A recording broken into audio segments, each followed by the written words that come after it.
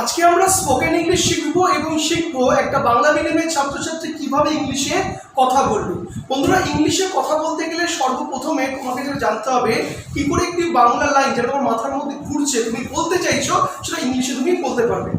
অনেক English spoken ইংলিশের টিচাররা ছাত্রছাত্রীদের বলে থাকে যে দেখো তোমরা ভুল করছো, তুমি বাংলার থেকে ওইভাবে ইংলিশ করতে পারবে না।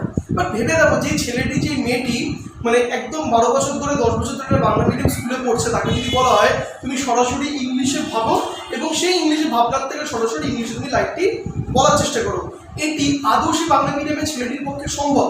হয়তো যে স্যার বলছেন তার কাছেও তোমাদের ইজি যে এই ছেলেটি ক্লাস 10 মাধ্যমিক পাস করেছে, উচ্চ মাধ্যমিক পাস করেছে বা কলেজে পড়ে যে হয়তো ইংলিশে দুর্বল, তার পক্ষে কিন্তু এটা ততটাই কঠিন, সে চোখের মুখে অন্ধকার দেখবে যে স্যার আমি ঠিক মতন বাংলার থেকে ইংলিশ করতে পারি না, কি করে আমি ইংলিশের ব্যাপারটাকে ভেবে ইংলিশে আমি কি করে আমি মনে মনে বানিয়ে বলে দেবো।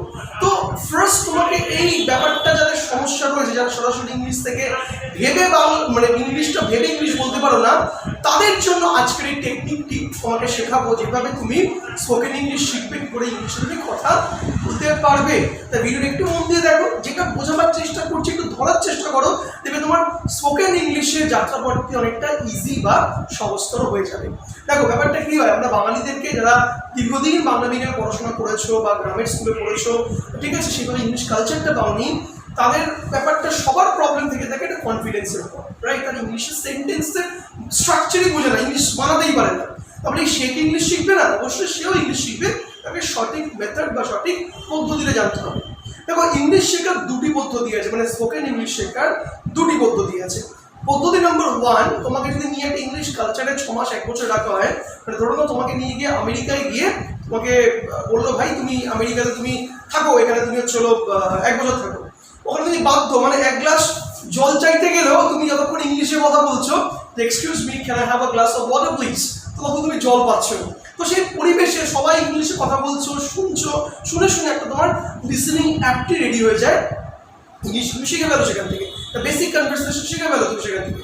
কিন্তু আনফর্চুনেটলি তুমি যে গ্রামে রয়েছো, তুমি যেই জায়গায় এলাকায় রয়েছো, তোমার যে সারাউন্ডিংসে তোমার বাড়িতে সেই কালচারটা নেই ইংলিশে কথা বলার জন্য। তাই তুমি মাকে বলছো মা 1 গ্লাস জলই দাও, বাবা আজকে একটু চিকেন রান্না হবে, চিকেন এনো, বোন তুই একটু সরে বসতো, এখানে আমি বসবো। তুমি বাংলাতেই কথা বলা, তুমি যখন ইংলিশে কথা বলে ব্যাপারটাকে এন্টারটেইন করে না।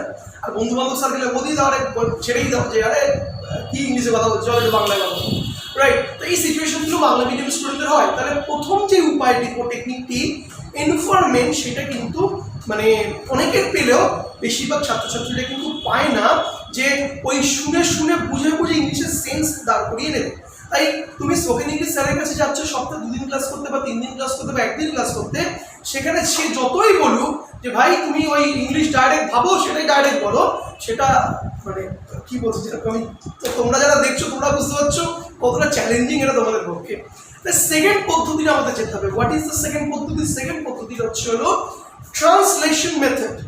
আমি যে বাংলাটা ভাবছি সেই বাংলাটার যদি আমি টেকনিক স্ট্রাকচার জানি, সেই বাংলাটা কি করে আমি ইংলিশে স্ট্রাকচার ফেলে লাইনটা করে দেবো, সেটাই হলো স্পোকেন ইংলিশ। ফর এক্সাম্পল আমি তোমাকে বললাম কি তুমি কি করছো, তুমি রিপ্লাই করলে স্যার আমি আপনার ভিডিও দিচ্ছি। তো এটা আমি কি বলবো, কি তুমি কি করছো, so what are you doing, reply করলে sir I am watching your video, right? তো এখানে দেখো আমি কি করলাম, এই তুমি কি করছো, হোয়াট আর ইউ ডুইং, হোয়াটের পরে আর কেন বসলো, তারপরে ডু নাও ডুইং কেন বসলো, এই স্ট্রাকচারটা আমি জানি তাই বলতে পারলাম। তুমি বললে যে আমি কি করছি, আমি ভিডিও দেখছি, আই এর পরে অ্যাম বসালাম, ওয়াচ নয় ওয়াচিং বসালাম, ওয়াচিং ইউটিউব ভিডিও। তো এই স্ট্রাকচারটা তুমি জানো বলেই তুমি করতে পেরেছো, রাইট? তো এই স্ট্রাকচার জানাটা খুব দরকার। তুমি যদি এই ইংলিশের স্ট্রাকচার বেসিক জেনে যাও যে কী করে লাইনটাকে আমি ইংলিশে করবো, তাহলে কিন্তু কেল্লা ফতে খুব অনায়াসে কিন্তু আমরা স্পোকেন ইংলিশ শিখে যেতে পারি, রাইট? হ্যাঁ, একটু প্র্যাকটিস করতে হবে, অভ্যাস করতে হবে।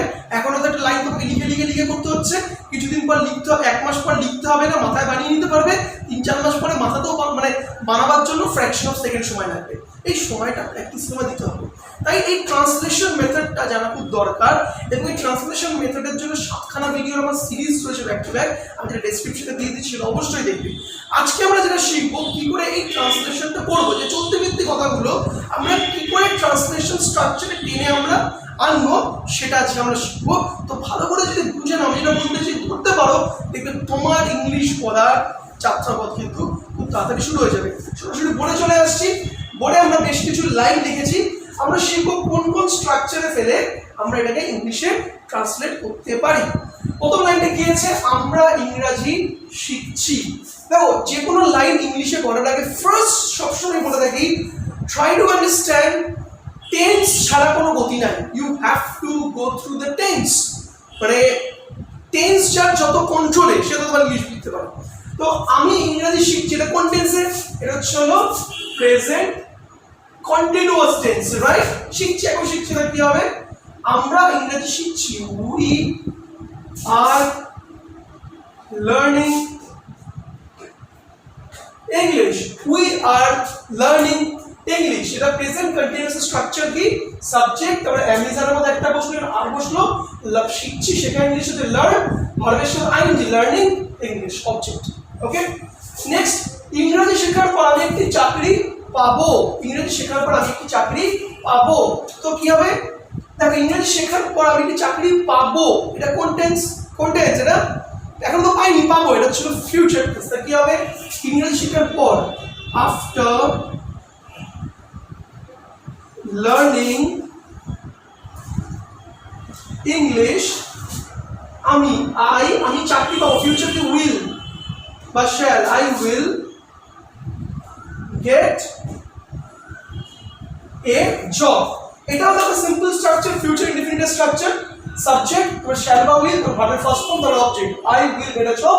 এবং ইংরেজি শেখার পর আফটার লার্নিং ইংলিশ, আন্ডারস্ট্যান্ডিং স্ট্রাকচারটা কিভাবে আমি করছি, আমি টেন্স ভাবছি, টেন্সের সূত্র থেকে স্টার্ট করে আমি লাইনটা বসিয়ে দিচ্ছি। ওকে, নেক্সট, প্রতিটি ছাত্রছাত্রীর উচিত ইংরেজি শেখা। তো প্রতিটি ছাত্রছাত্রীর উচিত ইংরেজি শেখাটা কোন টেন্স? কোন টেন্স? Present indefinite. কোন টেন্স এটা? প্রেজেন্ট ইনডিফিনিট, এটা ছিল ফিউচার ইনডিফিনিট। ওকে, প্রেজেন্ট ইনডিফিনিট রুল কি? সাবজেক্ট আর অবজেক্ট। ওকে, প্রতিটি ছাত্রছাত্রী, এভরি স্টুডেন্ট এর উচিত, এভরি স্টুডেন্ট should, উচিত কি? should learn English. Every student should learn English. প্রতিটি ছাত্রছাত্রী উচিত ইংরেজি শেখা। ওকে, নেক্সট, আমার ভাই 1 বছর ধরে স্পোকেন ইংলিশ শিখছে। ওদের কোন স্ট্রাকচারের মধ্যে আসবে? এটা কোন টেন্স? এটা আমার ভাই 1 বছর ধরে স্পোকেন ইংলিশ শিখছে।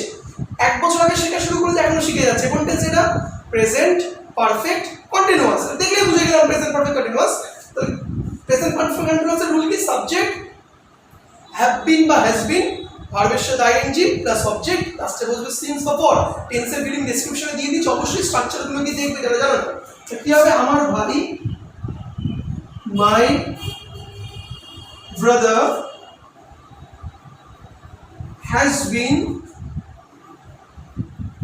লার্নিং ইংলিশ 1 বছর ধরে, ফর 1 ইয়ার, 1 বছর ধরে। এখানে দেখো মেন ব্যাপারটা ইংলিশের উপরে করছি, কিন্তু স্ট্রাকচারগুলো শুধু বদলে যাচ্ছে, এর সেন্সের স্ট্রাকচার বদলে যাচ্ছে। এবং প্রতিটা স্ট্রাকচার থেকে আসছে টেন্সের রুল থেকে। তাই টেন্সের রুল যারা ভালো করে জানো তাদের স্ট্রাকচার ধরতে বা লিখতে সুবিধা। আমার টেন্সের উপরে মানে হিউজ রুল রয়েছে, অবশ্যই ডেসক্রিপশনে গিয়ে সেটা দেখতে ভুলো না। লাস্ট ব্যাপারটা এরপরে বোঝাবো যে কি করে প্রেজেন্টেশন দেবে। বাবা আমাকে একটি ইংরেজি গ্রামার বই দিয়েছিল, কি হবে? এটা কোন টেন্স? এটা ছিল প্রেজেন্ট পারফেক্ট কন্টিনিউয়াস আগেরটা, এটা ছিল পাস্ট ইনডিফিনিট। কি টেন্স? Past indefinite. বাবা আমাকে একটি ইংরেজি বই দিয়েছিল। এটাকে উপরটা বসে উপরটা লিখি, সুবিধা হবে তোমাদের দেখতে। রাইট, বাবা আমাকে একটি ইংরেজি বই দিয়েছিল, এটা কোন টেন্স বলো? দিয়েছিল মানে অতীতে দিয়েছিল, এটা হচ্ছে আমাদের পাস্ট টেন্স। তো পাস্ট টেন্সের রুল কি? লিখে দিই ছোট্ট করে, সাবজেক্ট প্লাস ভার্বের 2 নম্বর form plus object. Subject V2 object, ভার্বের 2 নম্বর ফর্ম, ভার্বের 3টে form, present form, past form, past participle form, do, did, done, see, saw, seen, এখানে সেকেন্ড ফর্মটা বসবে, রাইট? তো বাবা আমাকে একটি বই দিয়েছিল, ফাদার gave এর past tense gave me a English grammar book. Father gave me a English grammar book. Subject, verb, object, right? Father gave me a English grammar book. Okay? তো দেখো এইভাবে আমরা টোটাল স্ট্রাকচারটি আমরা সাজিয়ে করলাম। এটাকে কিন্তু প্রেজেন্টেশন, এটাকে কিন্তু প্রেজেন্টেশনে কিভাবে দেব? প্রথম লাইনটা কি ছিল? I am learning English. After learning English, I will get a job. Every student should learn English. My brother has been learning English for 1 year. Father gave me an English grammar book. এইভাবে তুমি যে স্ট্রাকচারটা লিখলে, 5টা line 6টা line করে ইংলিশটা বানিয়ে লিখলে, সহজ সহজ ইংলিশ, সেটাকে মুখস্থ করে নিয়ে তুমি একটা প্রেজেন্টেশন করো। আবার দেখাচ্ছি এই প্রেজেন্টেশনটা দেবে। I am learning English. Every student should learn English. My brother has been learning English for last 1 year. Okay. My father gave me a English grammar book. Okay, এইভাবে আমরা একটা ইংলিশের একটা প্রেজেন্টেশন টপিক রেডি করে ফেললাম আমরা। তো every student has to practise a lot কি করে ইংলিশের সেন্টেন্সগুলো তৈরি করবে এবং সে তৈরি করা বাক্যগুলো কীভাবে না দেখে প্রেজেন্টেশন দেবে। একদম সটাপ হয়ে দাঁড়াবে, ক্যামেরার সামনে না দাঁড়ালো, আয়নার সামনে দাঁড়াও, বাড়িতে মা বা বাবার সামনে পড়া দাও। Hello ladies and gentlemen, good morning. Today my topic is English. I am learning English. Every student should learn English. After learning English, I will get a job. My brother has been learning English for last 1 year. My father gave me an English grammar book. এইভাবে তুমি ইংলিশে তুমি presentation দিতে শেখো। এতে কি হবে? তোমার ইংলিশ লেখার স্ট্রাকচারটাও রেডি হয়ে যাবে, ইউজড হয়ে যাবে এবং বলাও অভ্যস্ত হয়ে যাবে। কিছুদিন পর দেবে তোমার লেখালেখি করতে লাগছে না, তুমি সরাসরি মাথাটা এতটা স্পিড বেড়ে গেছে যে তুমি সরাসরি ভেবে ইংলিশটা করতে পারছো। এর জন্য একটু সময় দিতে লাগবে। এবারে স্ট্রাকচারগুলো কোথা থেকে পাবে? এই স্ট্রাকচারের টোটাল 7খানা ভিডিও রয়েছে আমার, 7টা ভিডিও রয়েছে, 7 ভিডিওস অফ স্ট্রাকচার এবং টোটাল গাইডলাইন। এই 7টা ভিডিওর লিঙ্ক আমি দিয়ে দিয়েছি 1, 2, 3, 4, 5, 6, 7 করে। তো তোমাদের কাছে রিকোয়েস্ট করছি যারা স্পোকেন ইংলিশ শিখতে চাও, বিলিভ মি, কোনো স্যারের কাছে যাওয়ার আগে ওই 7টা ভিডিওকে দেখে নাও। পরপর দেখার পর নিজের মধ্যে সেন্স দাঁড়িয়ে যাবে, আচ্ছা এইভাবে হয়। মানে 7টা ভিডিও যদি ব্যাপার থিমটা যদি বুঝে যাও, তোমার কোনো হেল্পও দরকার লাগবে না, বাড়িতে বসে তুমি কিন্তু ইংলিশ শিখে যেতে পারবে। এই ছিল আজকের ভিডিও। কি করে আমরা একেবারে তাদের ইংলিশে খুবই দুরবস্থা, right? The very poor student who are only also they can speak good English. তারা কিভাবে ইংলিশে কথা বলবে, how they can improve their English communication skill. There are some short techniques that I have explained to all of you. Hope you have enjoyed the video. Video ভালো লাগলে অবশ্যই চ্যানেলটি subscribe করো, লাইক করো, আর নতুন কি টপিকের উপর ভিডিও চাইছো সেটা জানাতে ভুলবে না। দেখা হবে ইন্টারেস্টিং টপিকে। ততক্ষণ by and see you once again.